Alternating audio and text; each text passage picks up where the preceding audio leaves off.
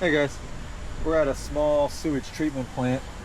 Basically what the operator's concerned is that the system isn't working in automatic.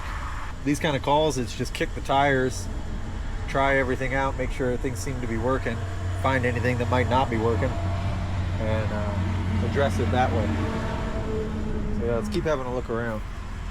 So the way this works is down underneath here on these racks is two big membranes that the sewage goes through as a final filtration, and the output of those membranes is what we were just looking at, those lines down on the bottom of the whole treatment kit. The whole thing comes as one big kit, just like this. Here's our solid separation section.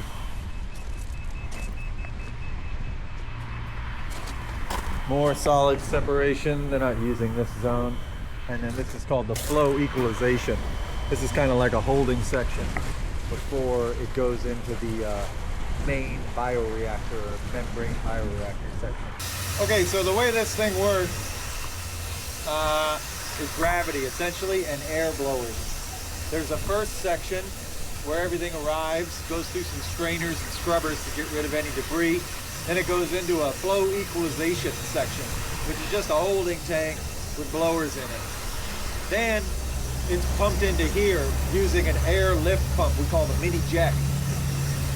And then it goes through a series of baffles before it comes into this section here. This section there's a transducer in this section and a float switch. The transducer is monitoring the level for giving out high and low alarms. The float switch is a redundant indicator to the transducer. We're currently not in a transducer high level, but this float switch, you can see right there, that white one is high. And so because the float is high, the controls to automatically fill this section are not running. The initial call was they came and this very last section here was empty, which makes me think that this float switch has failed close, because if the system thinks that there's high water in here, it won't run the blower valve to add level to this. And the way this system empties is every 10 minutes, for 1 minute, each filter runs and lets out a little bit of filtered water into the leachate system. So the leachate outlet is working, and I tested that and that's good. And from the description of the fault, the problem is the level in here falling too much. So now I'm looking at things that inhibit this section from raising, which is this float switch. So what I'm going to do is open up this JB here and take continuity readings on this float switch in different positions. Okay, it looks like our float is using 12 volts DC, and there's a nice 12 volt DC bus here, and then our return from our float is this wire right here. We should have voltage there. Good, we do. Now the kicker will be is when I hang the float, do I still have voltage on those terminals? Let's give that a try.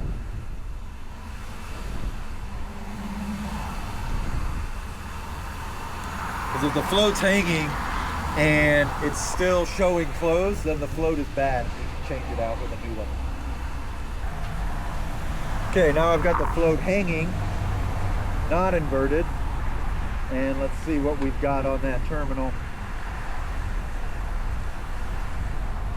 Nothing.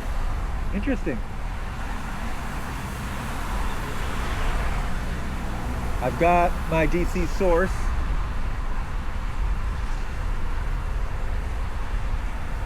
Going to the float, and I've got nothing coming back. Okay, interesting.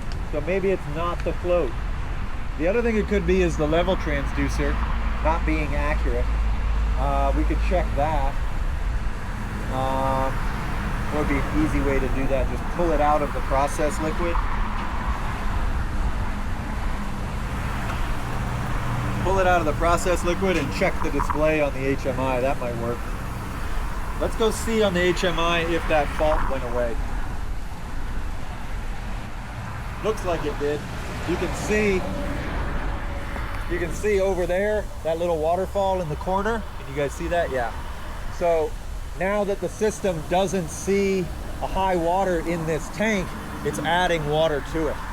So it's going to add quite a bit until it sees that high water again. And right now it is pretty high, so I'd say that's a bona fide high water. Let's go put that float switch back in. All right, we'll put our float switch back in. It'll trigger a high again. And then that mini jet should stop and that waterfall should cease in a moment. Next, I want to test the transducer. I'm just going to do that by pulling it out. Let's go check our controls. See that the transducer signal has dropped to essentially 0. Okay, yeah, the transducer appears to be working. We do have that 0 there, and we have a low level fault because the transducer's out, and we have a high water fault because of that float switch. Interesting. Yeah, it seems like that float switch is working and keeping it from emptying. Let's go put the transducer back in, and then let's try emptying the main section by hand and then watching it come on and fill up. I want to empty it by hand until that high float isn't hanging anymore. Or, sorry, I want to empty it by hand until that high float is hanging, so we're not in a high fault state. So let's go pump it down manually.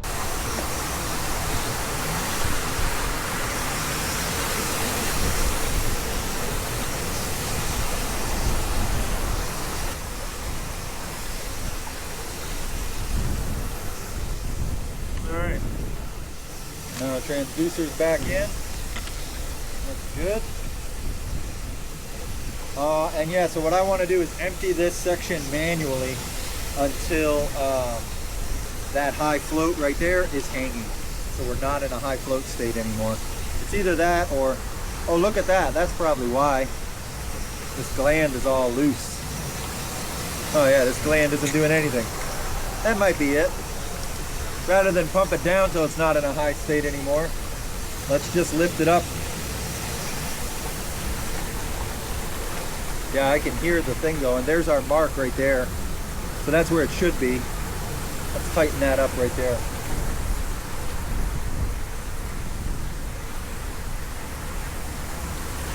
I don't know if that's necessarily our problem, but that's not helping. So yeah, let's lift that up.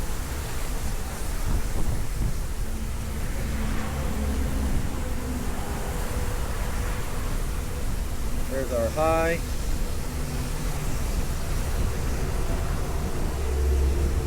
There's our mark right there.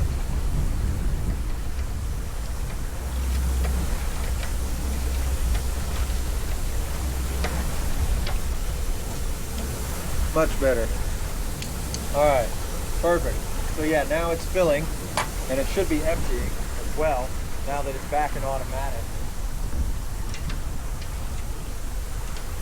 So every 10 minutes it should empty for 1 minute.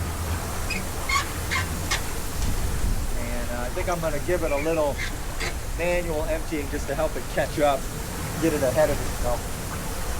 Okay, so initial call, the last chamber with the filters in it was empty. Was the trouble when they came. So we tested the automatic control of the valves down here that empty it.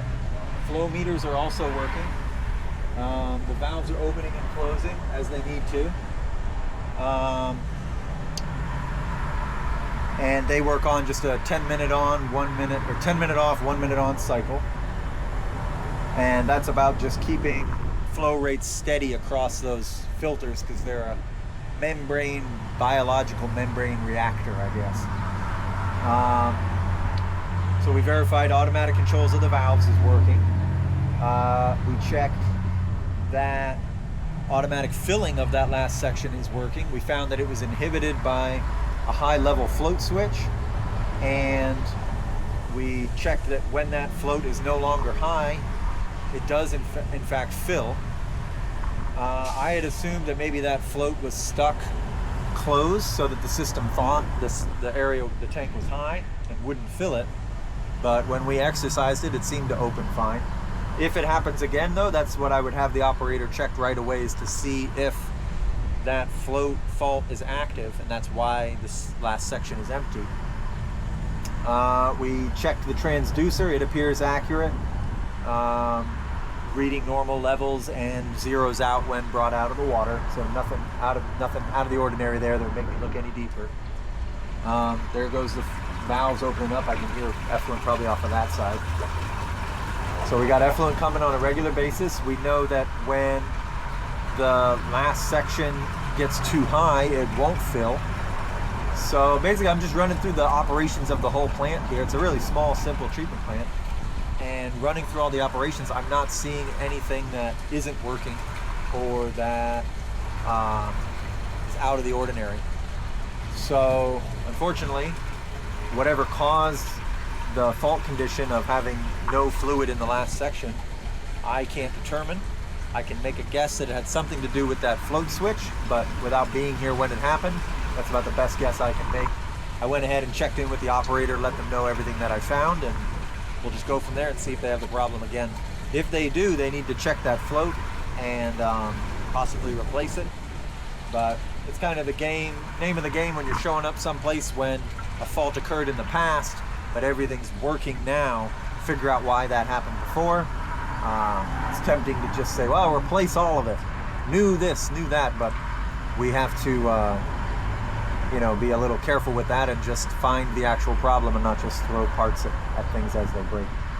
That's about it for today. I'll see you on the next one.